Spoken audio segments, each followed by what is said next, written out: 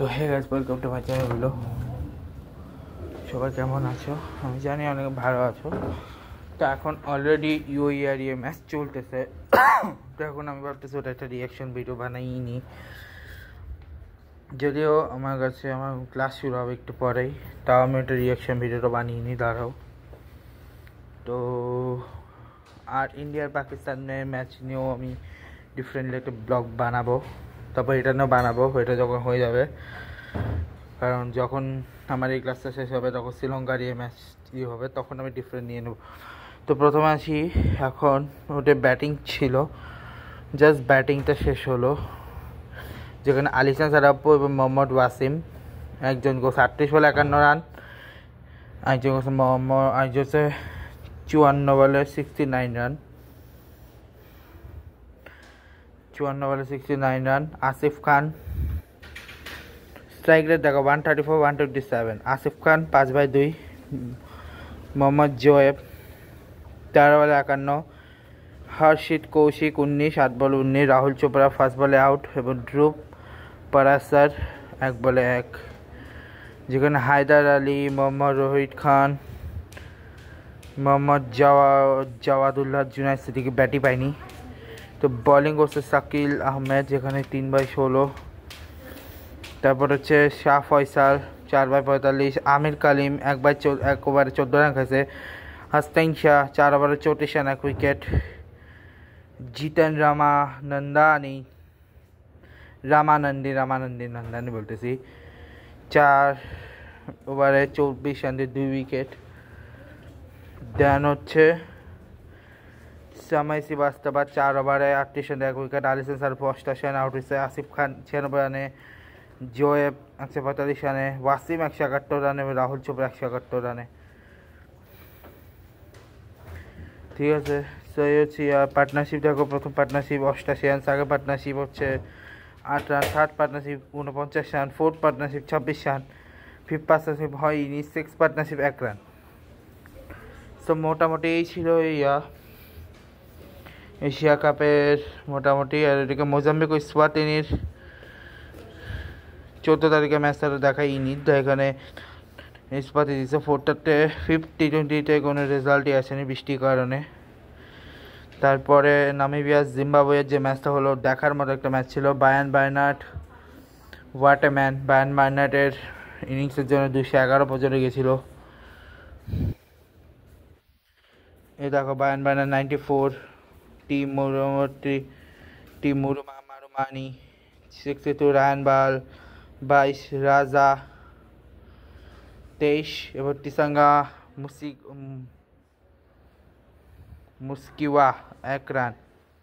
But ইয়েকে নাই না কেন ব্যান করান, কে কেন নামায় না বুঝলাম না। বায়ান বার্নার্ড অসাধারণ একজন প্লেয়ার। 211। এবার নামিবিয়াকে 178 থেমে গেছে। নামিবিয়ার হয়ে মারিয়ান ক্রুগার 13 করছে, জ্যান ফ্রেন্ডলিকে 21 করছে, লোফটেইটন 38 করছে, গেরাট ইরাসমস 26 করছে, জানা গ্রিন 33 করছে, স্মিথ 2 করছে, ট্রাম্পলম্যান 20 করছে, ডান লিচার 11 এবং আলেকজান্ডার বোলস 4। আর বার্নার্স কলস জ্যাক বাসেল করেনি।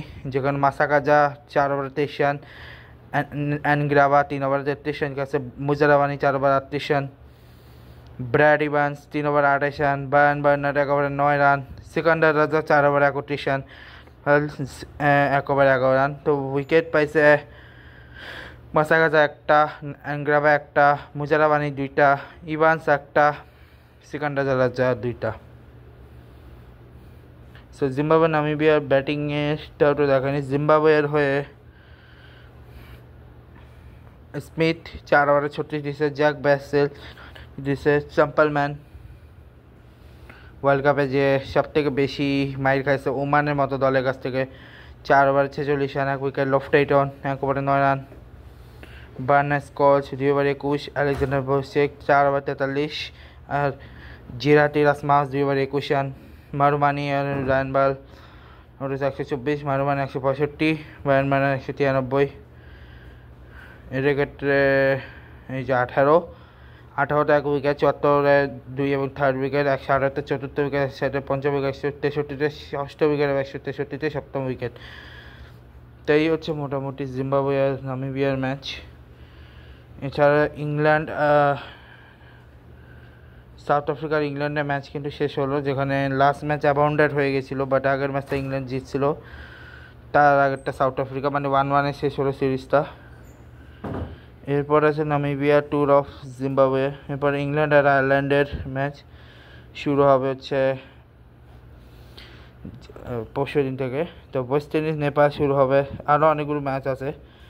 আর সামনে ওমেন্সের, এখানে ওমেন্স ক্যারিবিয়ান আছে, ইস্ট এশিয়া কাপের যে কোয়ালিফায়ার হয়েছে সেটা চলতেছে এখন, যেখানে 8 তারিখ ছিল ফিজি, যেখানে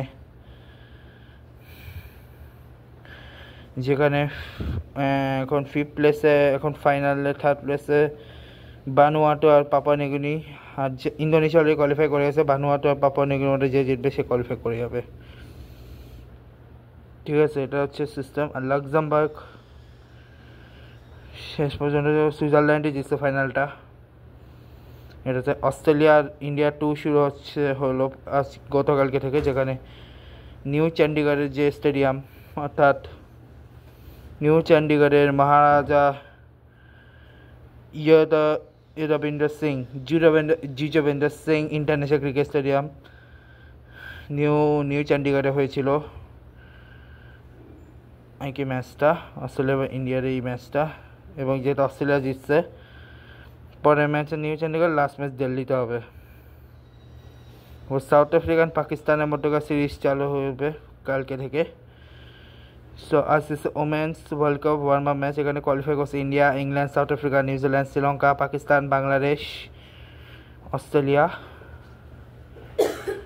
অস্ট্রেলিয়া, তারপরে হচ্ছে আর হচ্ছে ইন্ডিয়া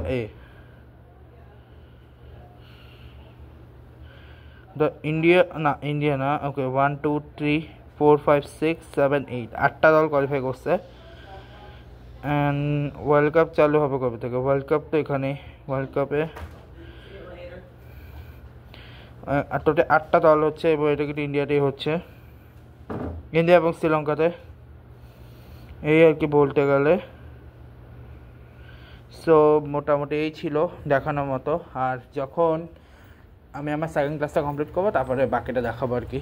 সো এটা রিয়াকশান ভিডিও এটা, এবং তারপরে ওই যেটা চলবে ওটার রিয়াকশান ভিডিওটা আসবে। তারপরে তো এই ব্লগটা শেষ করছি। ভিডিওটা লাইক করবে, কমেন্ট করবে, শেয়ার করবে, সাবস্ক্রাইব করবে, পাশে রাখা বেল আইকনে প্রেস করবে। আর একটা ভিডিও আসবে যেখানে আমি রিজন বলবো যে কারণে আমি মামার বাসে বা ইয়েটা ব্লগ করে নেই।